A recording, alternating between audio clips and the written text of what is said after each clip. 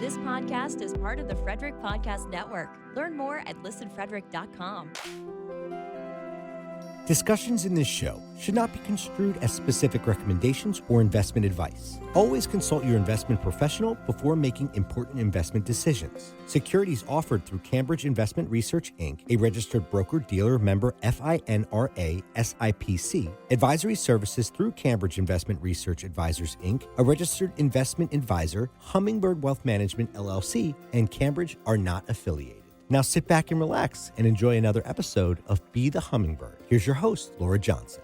Hey there, and welcome to the latest edition of Be the Hummingbird, where we strive to inspire, motivate, and educate. So what are we striving and motivating and educating you to do? Well, that's really up to you, right? You have the opportunity, if you want to make changes in your life or do something different or better with your life.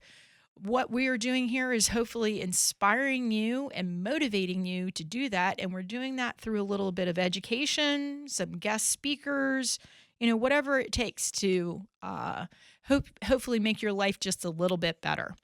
So what is our topic for today? Well, our topic today is saving for major life events. And I have to say, we just had a major life event here in my household. Our wonderful, wonderful business operations manager and her husband, who happens to be my eldest son, just gave birth to their second child yesterday. And I am over the moon. I'm so excited to have met my latest grandchild and love and kiss on, well, I didn't kiss on the baby because, RSV, not a good thing, but I did love on that baby and strip that baby down and make sure that baby had all its parts. It's just a thing I do, just a thing Wally does. So anyway, we're going to talk today about a little bit about saving for major life events. So the first part of this I want to focus on is when you're saving for major life events is the importance of setting goals for those life events. So why plan ahead? Well, without a plan, failing to plan is a plan to fail. I'm sure some of you have heard that before. But when you have major life events, like whether it be buying a home or retiring or having children or sending those children to college, these require fairly large sums of money. And when you're hit with those fairly large sums of money without some kind of plan, we tend to go to do things that we might not feel very comfortable with. One of them being borrowing money. And borrowing money in debt is not a horrible thing. I'm not going to, poo-poo debt. It does help. But when you have some kind of plan ahead of time, it helps you to have less anxiety over whatever it is that you're about to do.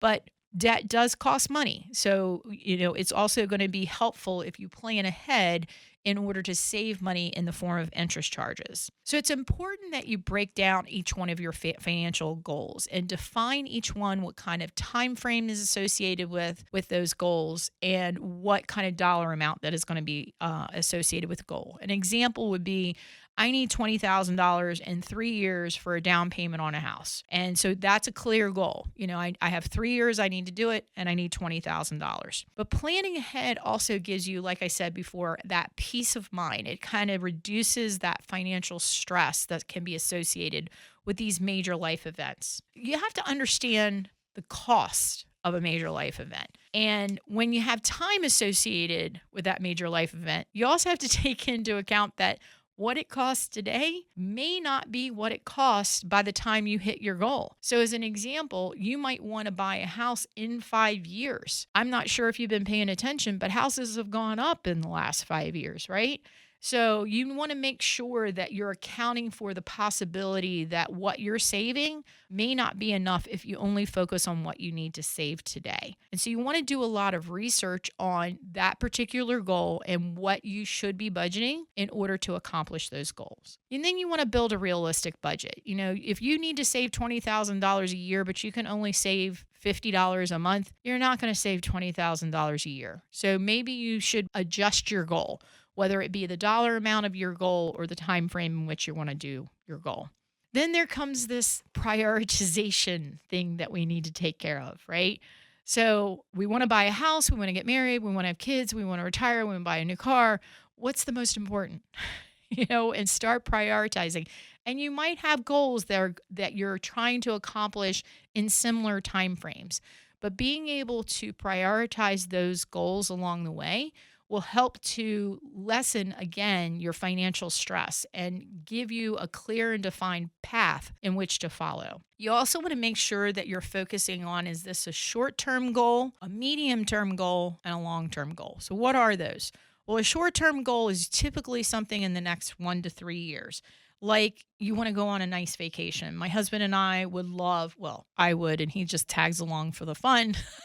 We would really like to go to Scotland and Ireland. I am Scottish, predominantly Scottish and a little bit of Irish. I used to say I was a lot of Irish and no Scottish, but apparently I'm both. So anyway, I would really like to go on a trip to Scotland and Ireland. Well, that's a 2-week trip that's going to cost us a lot of money. But I want to do it in the next 1 to 3 years because I'm not getting any younger, and I want to make sure that I can experience this while I'm healthy and capable of doing that. So that would be my goal, that vacation. A midterm goal is something that's somewhere in that 3 to 10 year period. So somebody might want to buy a house, as an example, in the next 5 years. And so they want to save up their money in order to do that. And so going back to that short-term goal, you're not going to necessarily put that in the stock market. That's probably something that you're going to put in a, high-yielding savings account at your local bank in order to save for that vacation. Because you want to make sure the money you're saving is going to be there for that Scotland and Ireland trip, right?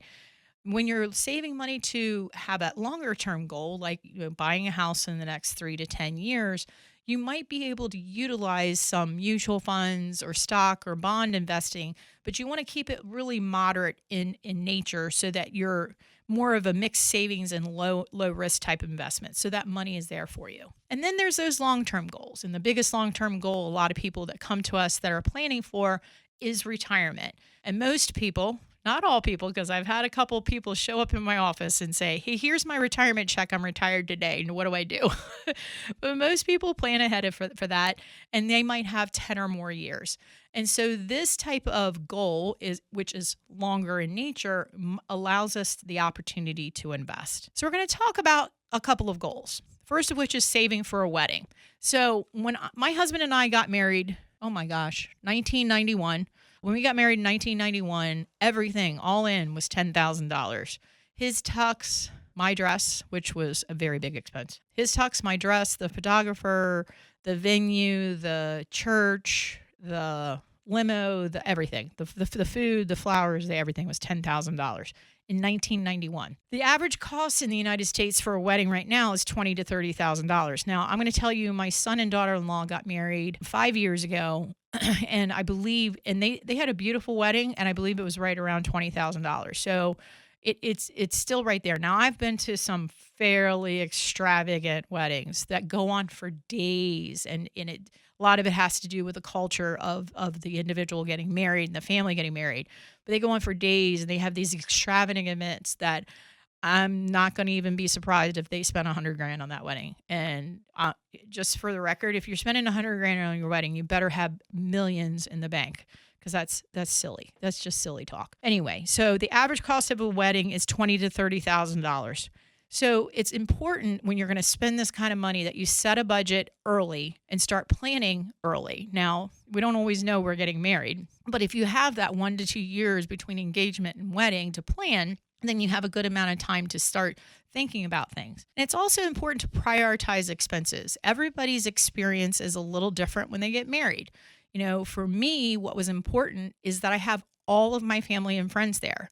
So what wasn't important was that it be this fancy schmancy location venue. It was more important that I just had a venue that was big enough and cheap enough for all of my family and friends to show up. And so that was what was important to me. I needed people, but I didn't need venue. So I had it at the Knights of Columbus. Whereas for some individuals, it's more important that the venue be beautiful and in a location that they most desire. And if they have to give up the number of guests that are there, then that's what they will do. You also want to look at alternative options. So, some people will go on a destination wedding. I'm not sure that a destination wedding is any cheaper than having one here right in home. But you might go for a smaller guest list or having it at your home or a courthouse ceremony or something like that. So another goal, saving a down payment for a house or just saving for a house in general. You want to make sure that you've talked to a lender. I think that's probably very important. Get them to help you understand what the costs are involved, a lender or a real estate agent. Let them educate you on the costs that are involved, because it's not just about the mortgage or the cost of the house. When you show up to settlement, there are extra costs. They call them closing costs. There's these little nickel and dime things that are all important, but there are a lot of different things that can add up. Then there's a down payment. Depending on who you are and what kind of background you have and what access you have, you may be qualified for an FHA loan or a VA loan, or you might be somebody that has to put 20% down on their house. So you want to make sure that you understand what those things are as well. When you're saving for that down payment for a home as well, you want to make sure that you've also saved some money for an emergency, because when you get into that home, even if it's brand new, you're going to have to do things like furnish it and decorate it, or fix the hot water heater or the washing machine or the dryer. And by the way, they come in threes. When we bought our first home, it was the hot water heater, the washing machine, and the dryer. We bought our second home, it was actually those same three things again in that same order. So when we bought our third home, it was a foreclosure, so everything needed to be fixed or replaced. But you want to make sure that you have some emergency set aside for that. Now, we do get a lot of questions about what is the best way I can save for my child. I want to make sure that I'm saving enough money for them to go to college. Now, when little Johnny is born or little Susie is born, you look at them, they're so cute and they're so adorable. You have no idea what this child is going to be like when they're 18 years old and having the potential to go to college. You don't know if they're going to want to go to college. You don't know if they're going to be able to, qualify for scholarships or grants, or if they're going to go on a trip around the world after graduating high school before they decide they want to go to college, or work while they go to college. So many variables in those 18 years, right? But saving ahead of time does have power. And I did a little example seeing how I just had my second grandchild. Well, I didn't have it, but you know what I mean. I now have a second grandchild. And I did an example of saving $50 for my grandchild for the next 18 years. So $50 a month. Again, probably not hard for most people to be able to fathom and to be able to throw into their budget. $50 a month for 18 years at an average of 8%. Now, 8% is a little high, but it's not as high as some people will quote. And in 18 years, I will have saved $23,283. So I don't know if anybody's looking at college costs lately, but that is not even going to pay for the first year of college. But it's going to help. It's going to put a dent. It's going to maybe be able to pay for books, or it's going to be able to pay for room and board for a year, or whatever it's going to do, but it's going to help. Now, there's this thing about college. It's called choice. We all have choices that we need to make on anything that we do financially. But when it comes to college, saving for college or going to college comes with choices. When you graduate high school, you don't need to go to Stanford University as a freshman. There are these things called community colleges that you can go to. And we live in an area here in Maryland that is phenomenal. Frederick County has Frederick Community College. They actually offer to their juniors in high school to be able to attend Frederick Community College and take 2 courses at no charge. So they're getting high school credit and they're getting Frederick Community College credit for 2 courses as a junior and 4 courses as a senior. So by the time you graduate high school, you have taken 6 classes, which is the equivalent of 1.5 semesters of Frederick Community College at no cost. You take those same classes at Stanford University, you're paying 30, 40 grand. So, and don't quote me on that, but it's close. It's very high. So it doesn't make any sense to not take advantage in whatever community you have, whatever they have to offer. Now, you can also take it as a dual enrolled high school / college person. You can take other classes and they're usually at some level of reduced cost. I believe this area is at a 20 or 25% reduced cost above and beyond those 6 classes. So that's phenomenal. And Frederick Community College, or any community college for that matter, is a great stepping stone. It gives those students a feel for what college is going to be like before they head off into the great big world of those big 4-year schools. And then when they go to those 4-year schools, you know what? You don't have to go to Alabama when Maryland has the same classwork that you have to offer. When you go to Alabama, you're paying out-of-state costs. Now, there are a lot of different programs that will allow you as an out-of-state student to take classes and pay in-state costs.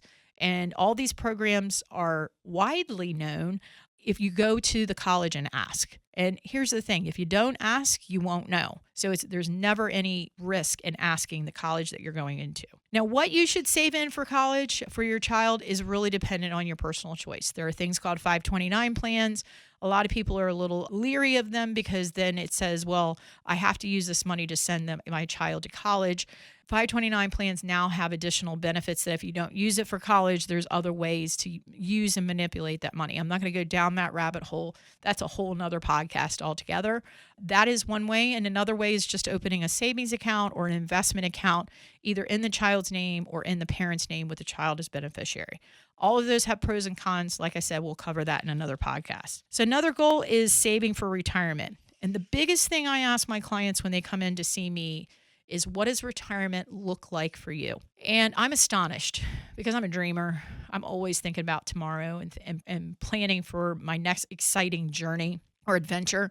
And a lot of people who come to me just have never given themselves the opportunity to do that, to dream and say, hey, when I retire, I want to. So here's what I want to do when I retire. I want to feel financially at peace. I want to know that where I am financially is comfortable. I don't have to worry about where my next paycheck is going to come to be able to pay for the necessities in life. I want to be able to do fun things with my children. I want to go on cruises with them, and I know they're loving hearing that.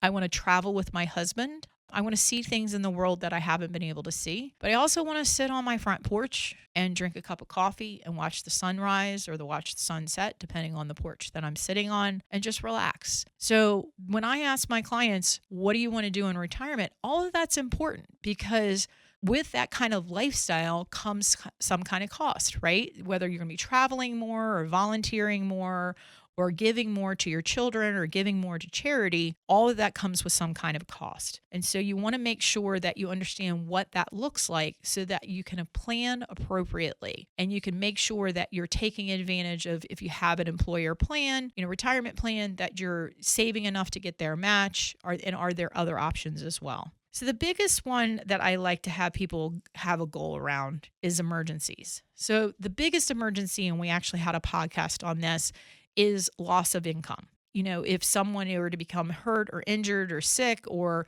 be terminated or just go through some kind of change in lifestyle and you just don't want the stress of that big 9-to-5 job anymore.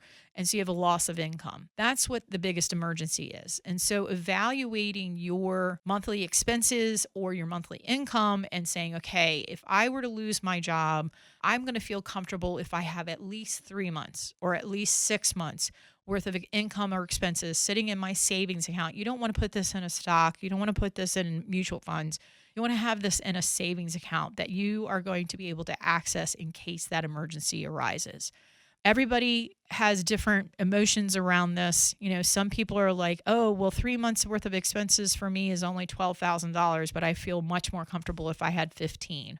And then I have some clients that are like, oh no, I have $100,000 on it in their emergency fund. And I look at them, I'm like, what emergency are you going to have? You have a guaranteed pension, you've got no expenses hardly, and oh, well, I just feel more comfortable. So there's a guideline of 3 to 6 months in a savings account, and then there's your emotions around it. So how do you get all this happening? One of the biggest tools that you have at your advantage is technology. We have an ability to hop on and get a subscription to anything in the world, right?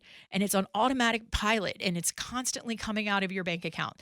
Well, you want to make sure that you don't have a lot of those that are happening that you're not aware of. But I relate that back to automated savings. When you get your paycheck, whether it be on a weekly or bi-weekly or bi-monthly or whatever, or monthly or whatever it is, have your account set up or your paycheck set up that you automatically have a certain dollar amount for each goal going towards the account that is funding that goal. So if you want to save $100 a month for that down payment on the house in 5 years, you have a savings account that is your house fund, and $100 a month, no matter what. You don't have to do anything. The bank's doing it for you. I mentioned that house account. So I am strong enough to know that my one account has multiple goals in it. but many people are not. And so a lot of times what I recommend is using dedicated accounts for each goal. So you're going to have your employer-sponsored retirement plan or your IRA that's going to be a dedicated account specifically for your retirement, right? But if you had a dedicated savings account that was for your wedding, and a dedicated savings account that's for your vacation, and a dedicated savings account for that down payment on the house, you know exactly what's in those accounts and how close you are to the goals that you're trying to accomplish. You want to make sure that you're regularly reviewing those too, because you might say, hey, I'm going to need a $20,000 down payment on that house in 5 years. I'm set for that. And then your income goes up and your mortgage officer says you can afford more, and you're engaged, so you want a bigger house because you're going to build a family. You want to make sure you're reviewing, is that $20,000 going to be enough now, or do I have to put that goal off for another year or two because I need it to be bigger? So having that mindset and that discipline, mindset and discipline, it applies everywhere in life. It's not just about money and saving. It's about everything. I'm a huge gym rat, and I haven't been in the last couple of days, and it's killing me, but I did move 22 yards of mulch, so I did get a workout in. But that mindset and that discipline to say, just like I go to work every day, just like if I was battling cancer, I'd go get my chemo treatments every day. I go to the gym every day. You need to have that same mindset around your money. You need to be disciplined about what it is you're doing with your money.